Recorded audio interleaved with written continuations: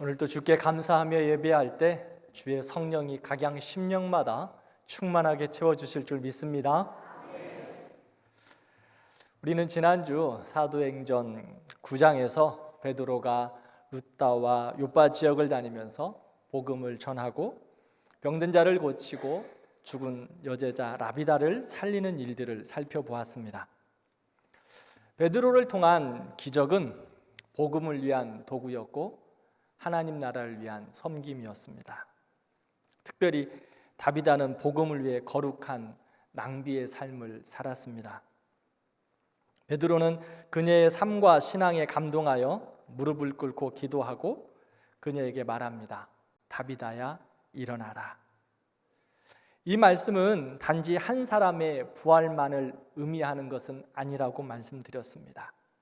부활하신 주님께서 교회를 통해 그리고 지금도 믿는 자들을 통해 낙심한 자를 일으키시고 죽어가는 곳에 생명을 얻게 하시는 하나님의 능력임을 말씀합니다.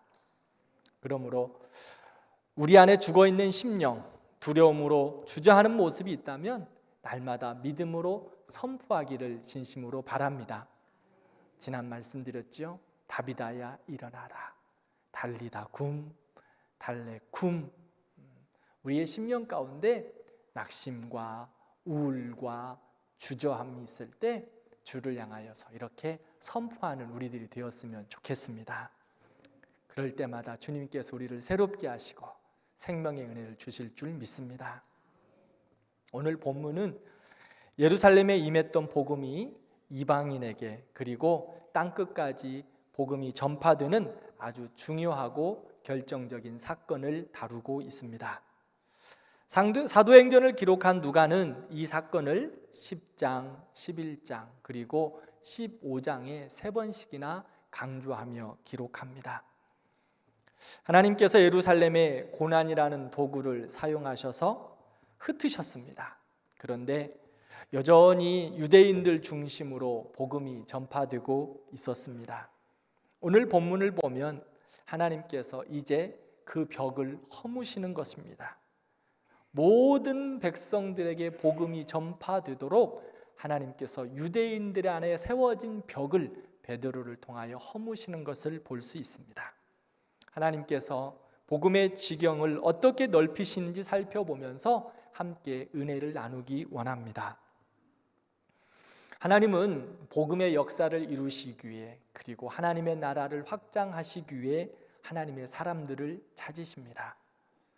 1절을 보면 가이사랴에 고넬료라는 사람이 있었다라고 성경은 말합니다. 그 사람은 이달리아의 백부장이었습니다.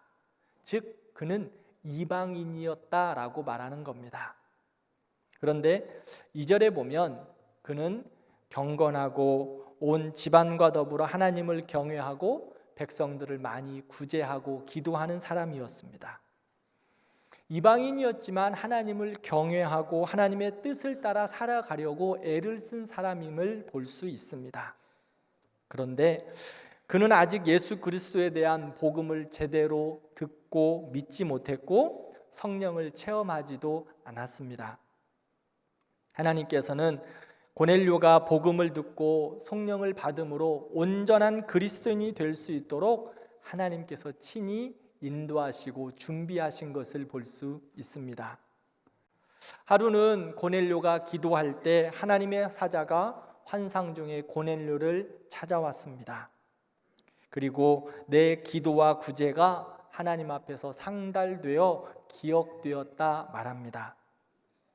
그러므로 지금 사람들은 요빠로 보내어 베드로를 청하여 오게 하라고 그에게 말합니다. 고넬료는 그것이 무엇을 의미하는지 깨닫지 못했지만 하나님의 사자의 말씀이었기에 명령이었기에 하인 둘과 또 경건한 그의 부하를 한 명 불러서 베드로가 있는 요빠로 보냅니다. 고넬료 부단도 참 신실했던 것 같습니다. 쉬지 않고 가이사랴에서 요빠까지 열심을 다하여 달려갑니다. 고넬료는 하나님을 제대로 알지 못했지만 하나님을 경외하고 삶으로 표현하며 기도와 구제로 하나님의 뜻을 따르는 그러한 신실한 사람이었습니다. 고넬료의 진심과 마음이 하나님 앞에 제물처럼 드려졌고, 하나님은 그를 기억하시고 사랑하는 고넬료를 복음을 위하여 찾아오셨습니다. 하나님은 구원의 역사를 위해 하나님의 사람을 찾으십니다. 자격 없어 보이지만 마음으로 하나님을 경유하는 사람을 하나님이 부르시고 세우십니다. 그 사람을 통해 복음의 지경을 넓히시고 하나님의 뜻을 이루어 가십니다. 출애굽기 2장을 보면 여리고의 기생 라합이 있습니다. 그녀는 천하고 죄 많은 자리에서 살아가던 사람이었습니다. 하지만 하나님은 그런 라합을 찾아오셔서 구원의 손길을 그녀에게 먼저 내미셨습니다. 라합은 정탐꾼들을 보호함으로 살아계신 하나님을 만났고 믿음으로 반응했습니다. 하나님은 그 믿음을 귀하게 보시고 여리고 전쟁에서 그녀와 그녀의 가족을 구원하셨을 뿐만 아니라 라합을 예수님의 족보에 기록을 올리는 영광스러움을 주셨습니다. 고넬료와 라합 모두 이방인이었습니다. 누구도 주목하지 않는 사람들입니다. 더 나아가 유대 공동체에 함께 할 수 없는, 즉 접근할 수 없는 사람들이었습니다. 그러나 하나님은 그들을 찾아가셨습니다. 그리고 그들의 작은 믿음, 작은 순종을 통해 복음의 길을 여셨고 하나님의 역사를 이루셨습니다. 사랑하는 성도 여러분, 하나님은 고넬료를 찾아오셨듯이 오늘 우리도 찾아오셨습니다. 우리는 어떤 조건으로도 하나님 앞에 설 수 없는 죄인들입니다. 고넬료처럼 이방인이었고 라합처럼 세상 끝자리에 머물러 있던 그러한 사람들입니다. 그러나 하나님은 우리가 하나님을 먼저 찾기 전에 우리를 찾아오셔서 복음을 듣게 하셨고 하나님의 사랑을 베풀어 주셨고 성령의 은혜를 허락하여 주셨습니다. 그러므로 이제 우리는 복음의 은혜를 받은 자로 그 복음의 은혜 가운데 머무르지 않는 것입니다. 더 나아가 복음의 통로로 쓰임받아야 합니다. 우리 가정에, 직장에, 나라와 열방 가운데 부름받는 축복의 통로들이 되기를 진심으로 기도합니다. 은혜는 내가 만드는 것이 아닙니다. 하나님이 먼저 찾아오셔서 사랑으로 베풀어 주시는 하나님의 축복입니다. 그리고 지금도 하나님은 복음의 지경을 넓히기 위해서 누군가를 찾아오시고 누군가에게 은혜를 주십니다. 고넬료처럼 기도와 구제로 하나님의 나라를 사모하는 사람, 라합처럼 작은 믿음의 씨앗을 가진 사람, 그 사람들을 오늘도 찾아오셔서 복음의 통로로 사용하여 주십니다. 우리와 우리 교회가 복음을 위해 하나님이 찾으시는 사람, 복음의 역사하심을 위해 하나님이 찾으시는 교회로 귀하게 쓰임받기를 기도합니다. 그렇다면 복음을 위해 쓰임받기 위해서 어떻게 해야 할까요? 우리가 하나님의 영광과 하나님의 나라를 위하여 우리와 우리 자신이 복음을 위하여 쓰임받기 위해서 어떻게 해야 할까요? 복음을 위해 우리 안에 있는, 내 안에 있는 벽을 허물어야 합니다. 축복의 통로가 되기 위하여 내가 쌓고 있는 벽을 허물어야 합니다. 구절을 보면 이튿날이라고 시작합니다. 고넬료가 보낸 사람들이 가이사랴를 떠난 다음 날이다라고 말하는 겁니다. 그들은 욥바를 향해 쉬지 않고 달려갔습니다. 그런데 그때 욥바에서 또 다른 사건이 일어나고 있습니다. 베드로가 기도하려고 지붕에 올라가고 있는 겁니다. 그때의 시간이 유대 시간으로 제6시, 우리 시간으로 말하면 정오라고 말합니다. 경건한 유대인들은 3시, 6시, 9시 하루에 3번 기도합니다. 하나님은 고넬료에게 기도하게 하셨습니다. 그런데 그 반대에 욥바에서 하나님께서 베드로에게도 기도하게 하셨습니다. 하나님께서 고넬료를 통하여서 하나님의 역사를 이루시기 위해서 기도하게 하셨고, 베드로에게 기도하게 하시면서 환상을 보게 하십니다. 이로 인해 하나님의 역사를 이루는 하나님의 출발점이 되었습니다. 사랑하는 성도 여러분, 기도가 없었다면 고넬료도 베드로에게 자신의 종들을 보낼 이유를 찾지 못했을 것입니다. 베드로가 기도하지 않았다면 그를 찾아온 이방인들의 부탁과 만남을 거절했을 것입니다. 그런데 고넬료와 베드로가 시간에 기도함으로 하나님의 은혜 가운데 하나님의 뜻을 이루어가는 것을 볼 수 있습니다. 바로 기도는 하나님의 일하심의 통로입니다.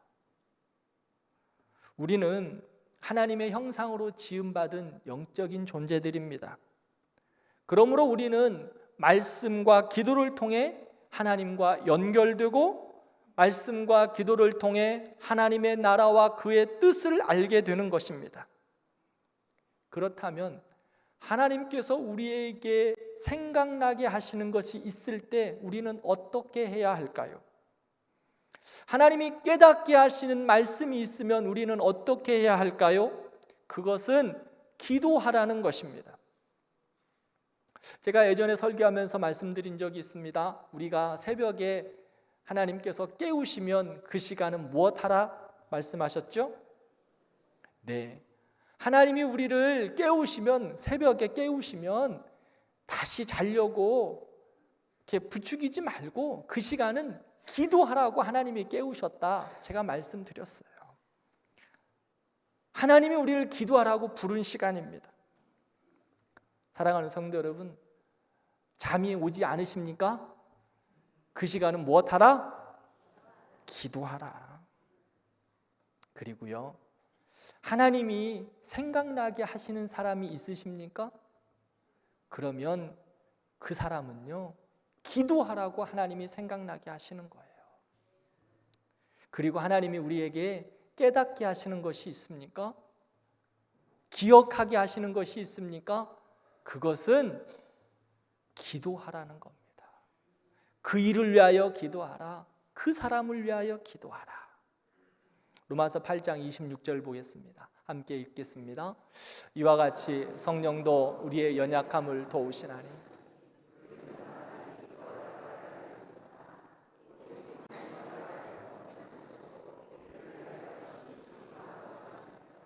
아멘. 성령님께서 우리를 위하여 말할 수 없는 탄식으로 친히 간구하시면서 우리에게 기도하라고 깨우시는 거예요. 성령께서 우리를 위하여 기도하시면서 우리에게 기도하라고 생각나게 하시는 겁니다. 성령께서 우리의 연약함과 아픔을 아시기에 그것을 가지고 기도하면서 생각나게 하시고 또 깨닫게 하시는 거예요. 그러면 그 시간은 우리는 기도하는 거예요. 성령께서 기도하시게 함으로 우리도 기도해야 합니다.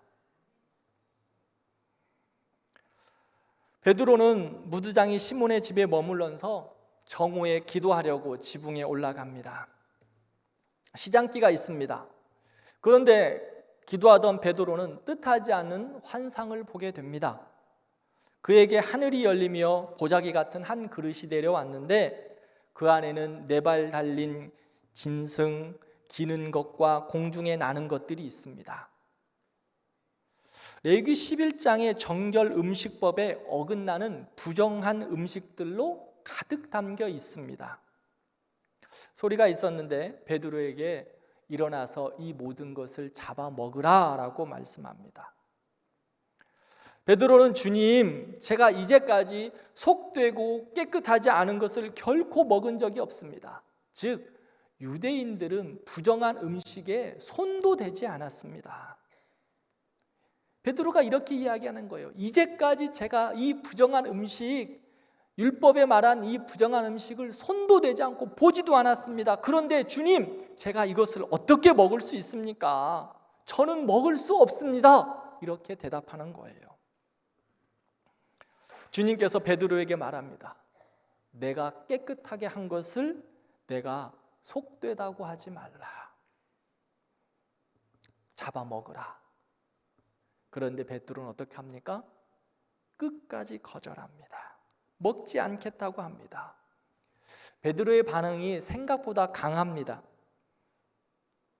기도하는 중에 보여진 환상임에도 불구하고 베드로는 자기의 고집, 편견, 자기의 생각으로 하나님의 그 말씀을 거절하고 있어요.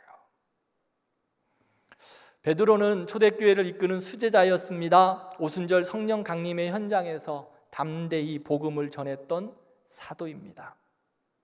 그런데요, 아직 그의 마음 한 구석에 보이지 않는 벽이 있습니다. 하나님은 그들을 통하여서 세계 열방에 복음을 전하라고 말씀해 주셨는데 유대인들로 인한 그 이방인에게 복음을 전하는 것에 있어서 벽을 가지고 있다는 거예요. 율법적 전통과 전통 규례, 그리고 이방인들을 향한 종교적인 선입견이라는 벽을 가지고 있습니다. 하나님은 그 벽을 허물기 위해서 환상을 보여주셨습니다. 그것도 몇 번이나 보여주셨습니까? 3번씩이나 보여주셨어요. 그리고 3번씩이나 반복해서 말합니다. 잡아먹으라. 환상으로 보여주신 뜻이 무엇일까요? 구원의 복음이 유대인들에게만 이제 한정된 것이 아니라 복음이 유대인을 넘어서 이방인에게도, 그리고 모든 믿는 자들에게 구원을 주시는 하나님의 능력이 될 것이라는 것을 말씀하는 겁니다. 그래서 하나님께서는 베드로의 잘못된 생각과 가치관, 그리고 자기만의 가지고 있었던 벽을 바로 잡아주시기 위해서 3번씩이나 말씀하고 있습니다. 베드로는 예수님과 3년 동안 살았습니다. 예수님의 부활을 보았고 땅끝까지 이르러 복음을 전하라는 사명도 받았습니다.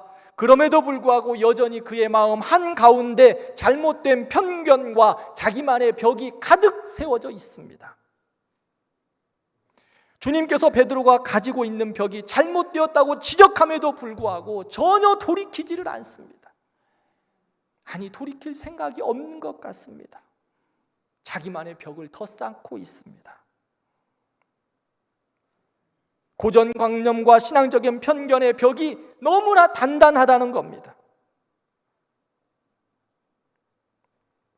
그래서 하나님께서 그 베드로의 벽을 허물기 위해서 그에게 말씀해 주십니다.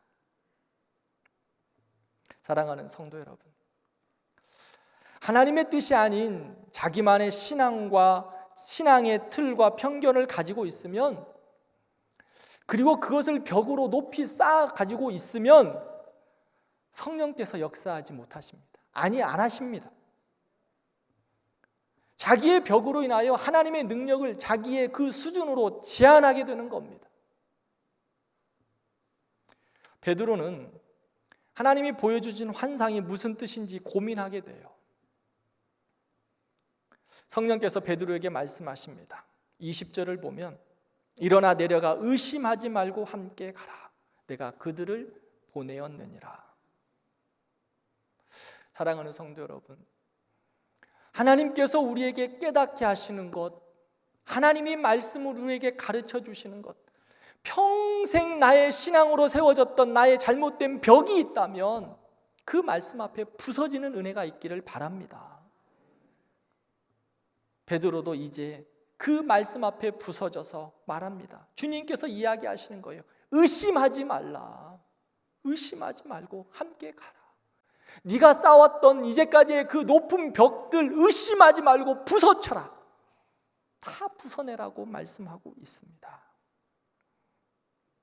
베드로는 주님의 말씀에 순종해서 다음날 아침 그들과 함께 가이사라로 떠납니다.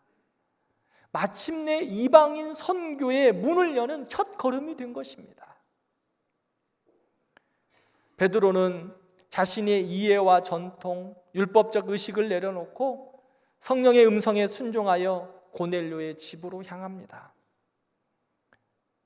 베드로는 여전히 이방인에 대한 문화적 장벽, 복잡한 감정이 있었을 것입니다. 베드로, 모든 것을 이해하고 순종하는 것이 아닙니다. 하나님의 말씀 앞에 자신의 편견과 틀을 내려놓고 움직이는 거예요. 그것이 벽을 허물었던 열쇠입니다. 하나님은 복음을 위해 우리만에 가지고 있었던 벽, 내 안에 높이 쌓아놨던 그러한 벽들을 허물기를 원하십니다. 그 벽이 무엇인지 우리는 잘 알지 못합니다. 여러분들 개인이 더 잘 알 것입니다. 하나님은 내 안에 그러한 잘못된 신앙의 벽들을 허물기를 원하시는 거예요. 사랑하는 성도 여러분, 우리는 믿음의 삶을 살아가면서 나만의 안경을 쓰고 살아갈 때가 많습니다. 내 안에 벽을 세우고 내 중심에 신앙생활을 하는 거예요. 그래서 내 신앙의 안경을 쓰고 다른 사람을 보면서 늘 어떨 때는 손가락질도 하고 비판도 하는 거예요. 빨강색 안경을 쓰면 세상이 어떻게 보일까요? 잘 모르세요? 제가 한번 그러면 해볼게요. 자.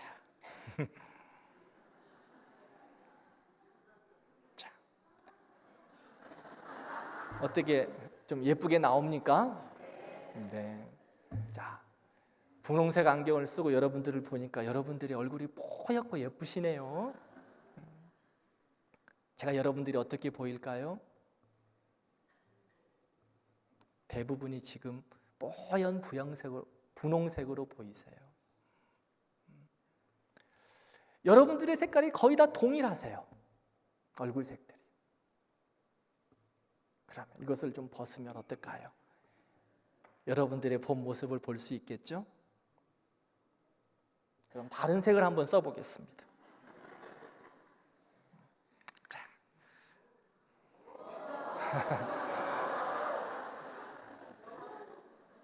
감사합니다. 좀 어두운 이 안경을 썼습니다. 여러분들의 얼굴이 어떻게 보일까요? 아까는 요거를 분홍색을 써서 보니까 뽀얗게 이뻤는데 지금은 어두컴컴하십니다.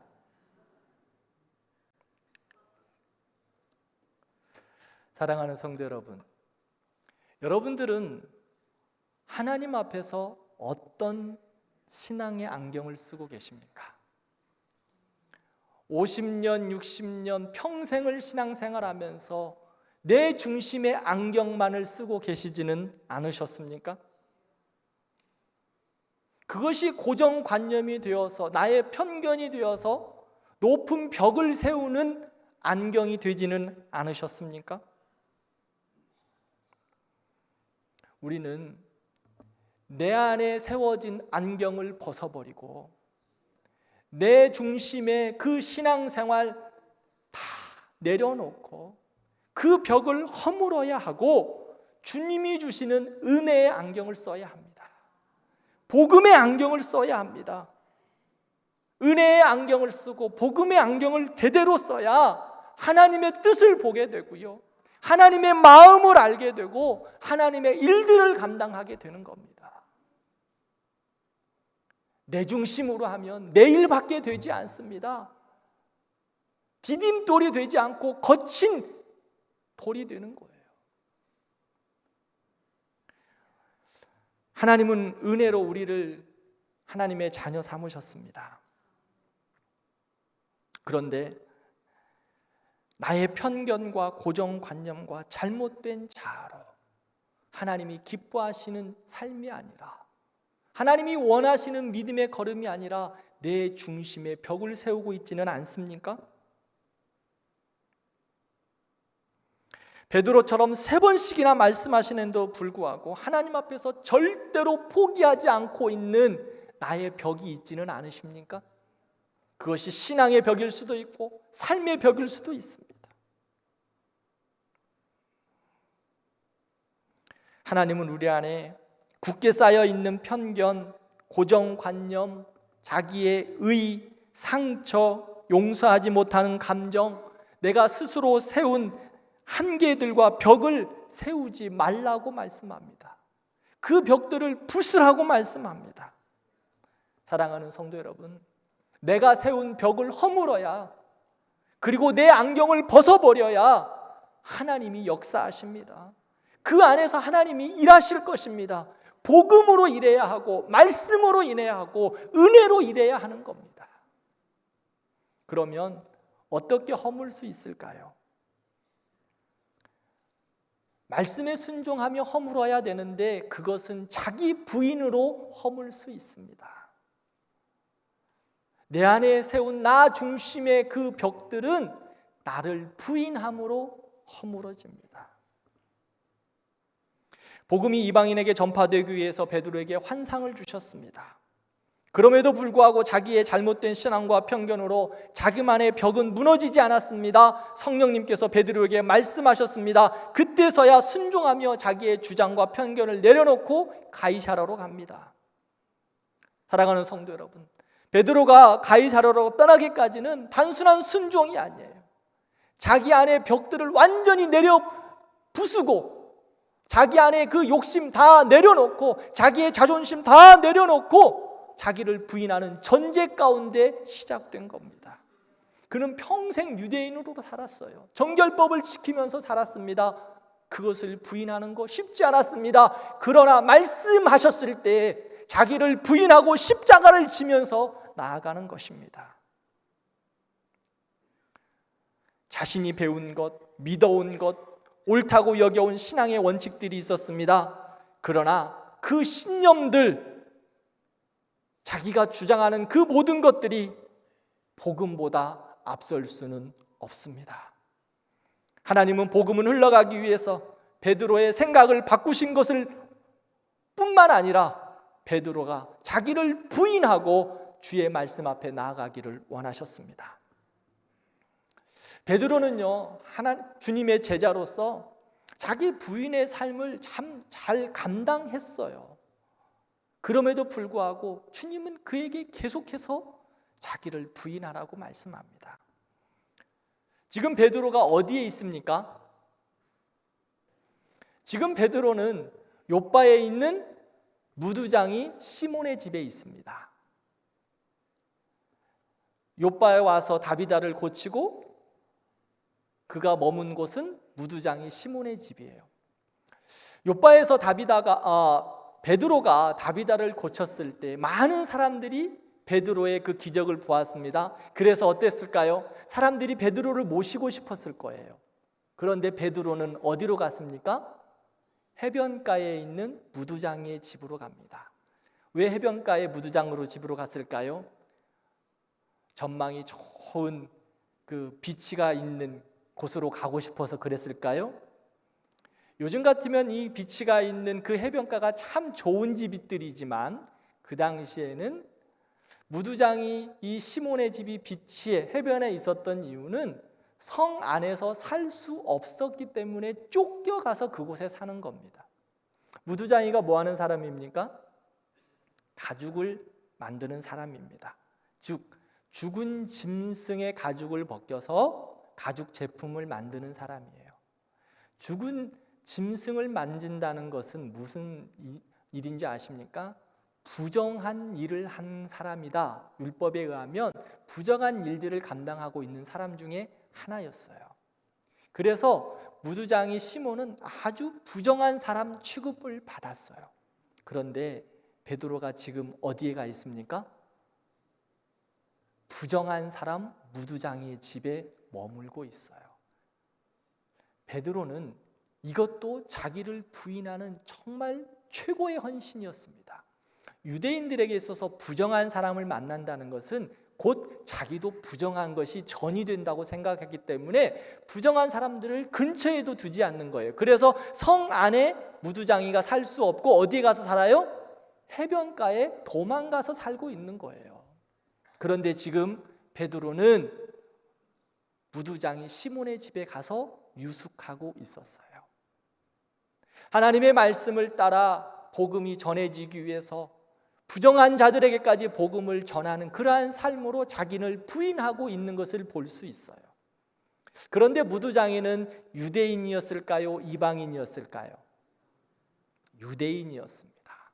그런데 주님께서 베드로에게 누구에게 가라고 하십니까? 고넬료에게 다시 가라고 말씀하시지요? 고넬료는 이방인이에요? 유대인이에요? 이방인입니다. 유대인들에게 있어서 이방인은 이 무두장이보다 더 못한 사람으로 취급했습니다. 즉 지옥의 땔감과 같은 사람들이 이방인들이었다고 이야기하거든요. 그런데 주님께서 지금 베드로에게 뭐라고 말씀하십니까? 지옥의 땔감인 이방인들에게 가서 복음을 전해라 라고 말씀하고 있습니다. 그래서 못 가는 거예요. 한 번 자기 부인을 통해서 이만큼은 왔는데 더 이상을 넘지를 못하는 거예요. 사랑하는 성도 여러분, 우리의 믿음은 어떻습니까? 우리의 신앙의 삶은 어떻습니까? 주님은 우리에게 그리스도의 온전함을 이루라고 말씀하십니다. 그리스도의 장성한 분량에까지 이르라고 우리에게 말씀하세요. 근데 우리는 어떻습니까? 주님, 여기까지 했으면 됐지, 더 많은 것을 좀 나에게 말씀하지 마세요 라고 벽을 세우고 있지는 않으십니까? 주님, 나에게 더 이상의 헌신을 요구하지 마세요. 주님, 나에게 더 이상의 봉사를 요구하지 마세요. 일주일에 한 번 예배 드리면 됐지 더 이상의 수고를 요구하지 마세요 라고 하는 우리의 모습은 아닙니까? 주님은 우리의 믿음의 삶과 우리의 신앙의 걸음이 그리스도의 온전함을 이루라고 말씀해요. 그래서 매일매일 자기를 부인하고 십자가를 지라고 말씀합니다. 그리스도의 온전함을 이루기까지 매일매일 자기를 부인하는 거예요. 베드로가 무두장이 시몬의 집에 들어가기까지 자기를 부인했습니다. 그런데 주님은 거기에서 멈추라고 하지 않으세요. 너희들이 가장 싫어하는 이방인들에게까지 가서 복음을 전하라. 거기까지 너희들을 부인해라라고 말씀합니다. 사랑하는 성도 여러분, 주님은 우리에게 우리 안에 있는 벽을 허물고 날마다 자기를 부인하고 그리스도의 온전함을 이루라고 말씀합니다. 내가 내 중심에 신앙의 벽을 세우고 더 이상 넘지 못하는 것이 있지는 않습니까? 사랑하는 성도 여러분, 이거 넘으면 죽을 것 같습니까? 그래서 넘지 못한 나의 신앙의 벽이 있지는 않으십니까? 주님은 그 벽을 넘으라고 말씀합니다. 그 넘어서 자기를 부인해 갈 때 내가 하나님의 역사를 이루어 주시겠다고 말씀하고 있습니다. 자기 생각, 자기 자존심, 자기 의, 자기 기준, 자기 물질, 이 모든 것들을 버릴 때 하나님은 그 사람을 통해 벽을 허무시고 새 길을 열어주실 줄 믿습니다. 말씀을 맺겠습니다. 우리 안의 벽은 상대방이 바뀌기를, 또 남이 흔들어주기를 그것을 바람으로써 결코 무너지지 않습니다. 우리 안의 벽은 내가 하나님 앞에서 손을 내밀기 시작할 때, 그리고 내 안의 벽을 내가 흔들기 시작할 때 금이 가기 시작합니다. 나의 벽은 내가 먼저 낮아질 때 허물어지는 거예요. 복음은 우리가 이기는 것을, 잘 되는 것을 가르치지 않고 주 안에서 먼저 무릎 꿇기를, 낮아지기를 말씀하고 있습니다. 복음은 내가 십자가 앞에서 자기를 부인하고 낮아지는 것으로 능력이 시작된다고 말합니다. 예수님도 그렇게 하셨습니다. 하늘 영광 버리시고 종의 형체를 입으시고 자기를 죽기까지 부인하셨습니다. 복음의 길은 항상 자기 부인의 길입니다. 은혜의 길은 자기 부인의 삶입니다. 베드로가 자기를 부인하고 말씀에 순종함으로 복음은 가이사라로, 이방 세계로, 땅끝까지 이르러 전해졌습니다. 자기를 부인함으로 하나님의 역사가 이루어지는 거예요. 우리도 하나님의 역사를 기대합니다. 우리의 가정 안에서, 내 삶 안에서, 우리 교회 안에서 하나님의 역사가 있기를 기도합니다. 그 시작은 우리의 벽을 허무는 자기 부인에서 시작합니다. 우리도 베드로처럼 말씀 앞에서 자기를 부인하고 자기 십자가를 지고 걸을 때 하나님께서 새 길을 열어주실 줄 믿습니다. 내가 정해놓은 선, 내가 기준 삼은 잣대를 내려놓고 주님의 눈으로 바라보시기를 바랍니다. 내 눈으로 바라보지 말고 주님의 눈으로 보고, 내 마음으로 판단하지 말고 주님의 마음으로 행하고, 내 능력으로 감당하지 말고 주님의 능력으로 감당하는 우리 모든 성도들과 우리 교회가 되기를 진심으로 축원합니다. 기도하겠습니다.